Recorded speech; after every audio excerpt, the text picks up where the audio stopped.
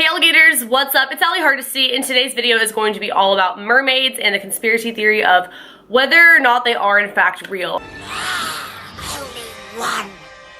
I think my stance is going to be pretty clear on this by the end of the video because I have so much that I really believe in that is kind of like evidence. Obviously, this being a conspiracy theory, there is no proof that this is in fact real. There are just some pretty convincing arguments and things that don't really make sense and don't necessarily prove that they're not real. So wait till the end of the video before you make your decision and decide whether or not you think they're real. I think they're real. You don't have to agree with me, but here's my video providing some evidence and some things that kind of make you question the existence of mermaids. For starters, mermaids have been around for quite some time. Back in the prehistoric era, they were drawn on caves, so this was way back before they had the Little Mermaid movie or any of that stuff, so it kind of makes you wonder why this was a thing way back then. And that brings me to the concept of evolution, or as I should say, the aquatic ape theory. This basically says that we evolved into or from underwater, like as a species, because if you really look at it, our hands, they're kind of webbed, some people more than others. Right here, we're the only mammal that actually has that on our hands, and we have the capabilities to swim,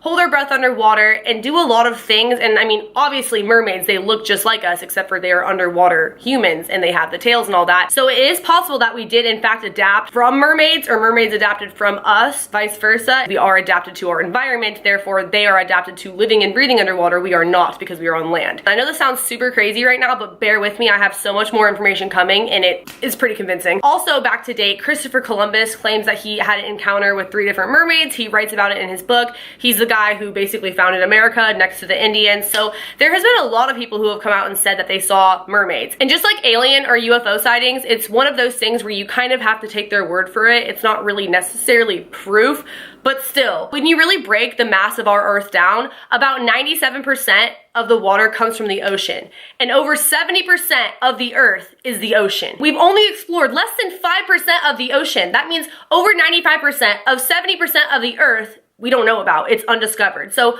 who's going to sit here and say that it's not a possibility that mermaids exist? We don't know what's down there. We don't know how deep it goes. We don't know what lives underneath there. There's a lot that we just don't know about, and we don't know if we'll really ever be able to dig that deep, or maybe the government already has and they know more than we do, and that's why mermaids don't exist, but they really do, and they know things that they're not letting us know about. Now, this is the part that's always been the most convincing to me and that I've never heard anyone really talk about in a YouTube video. I haven't seen many YouTube videos on mermaids, but the ones I have never really dive into this part. Dolphins, they do so well with us as people. They are so equipped to being around humans. You can go to SeaWorld, you can swim with them, they're very friendly towards us naturally. Oh my God! Maybe that's because they're so used to being around mermaids underwater who look just like us. And a lot of people want to debunk that theory, saying that, oh, if mermaids are real, they're not these nice, happy creatures that you see in, you know, The Little Mermaid, like Ariel.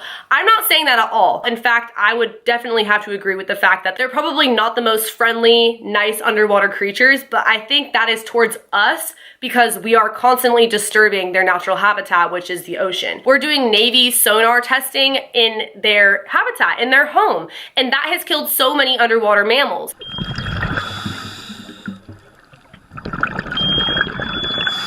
And mermaids are said, supposedly, according to conspiracy theorists, and I totally think this makes sense, they speak at the really high-pitched volume of basically like a dolphin, like sonar. So when the Navy is doing the underwater sonar testing, it's affecting the mermaids because they understand that frequency of pitch, which the dolphins speak, which is why they get along so well with the dolphins and their friends, which is why we get along with the dolphins. I mean, think about it. If they feel threatened by us, which of course they probably do just based off that alone, they're going to hide from us and they're going to be really mean to us if they do encounter us, and they're probably not going to be super friendly like they are with the dolphins, which I'm assuming they are. Another thing that I thought was super interesting was that when whales are washed up on shore, a lot of the time they're covered by tents to surround them, right? And people come in and they dispose of the whale. But I've seen beach whales that were never covered by tents at all and they were just disposed of. So it kind of makes you wonder why it's all secretive and they're covered up on the beach like that. Maybe because it's not really a whale, because it's a mermaid. I've also heard things about a mermaid being kept in a shark tank at Area 51.